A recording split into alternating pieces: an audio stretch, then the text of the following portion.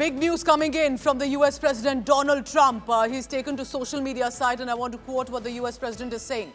If our troops did not go into Los Angeles, which means the deployment of the heavy nature that he's done, including of the commandos and the Marines, he says that LA would be burning to the ground right now, just like so much of their housing burned to the ground.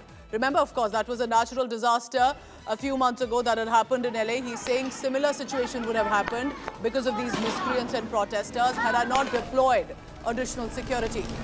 The great people of LA are very lucky that I made the decision to go in and help. Remember that unprecedented with regard to the American administration, that the reason to deploy Marines and commandos of this number were deployed in a place like Los Angeles. This is a prestigious, high-profile location, a tourist destination, luxury residences here. Right now is witnessing these massive protests and agitations as well. So we'll be tracking all that and more. For now, it appears that Donald Trump has taken a decision in how. I'm now joined live from Florida. Rohit Sharma is joining me from the USA. Rohit, good evening. Tell me about what's unfolding in California. I hear that this is spreading to other states as well. Why the standoff? Why hasn't there been possibly a consensus on this? Well, look, I think President Trump has been clear from day one. He wanted to deport all criminals.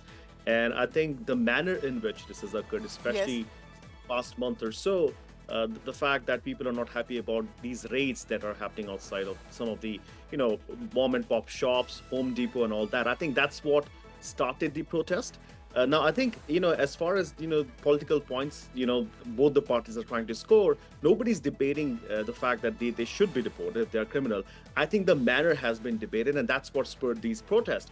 And President Trump, he's learned his lesson from 2020. Remember, during Black Lives Matter, the movement, spiraled out of control really quickly.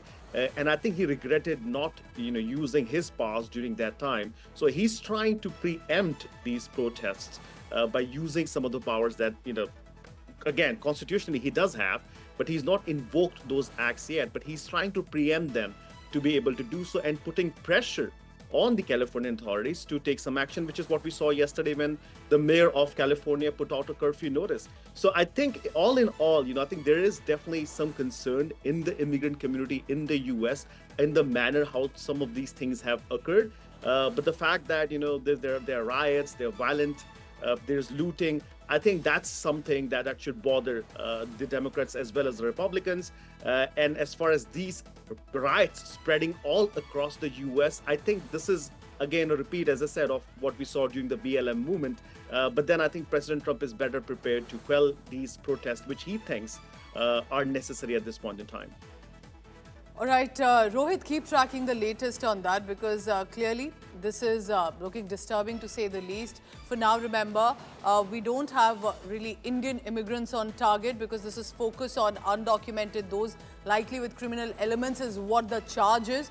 But we'll be tracking how this really goes ahead in the days to come.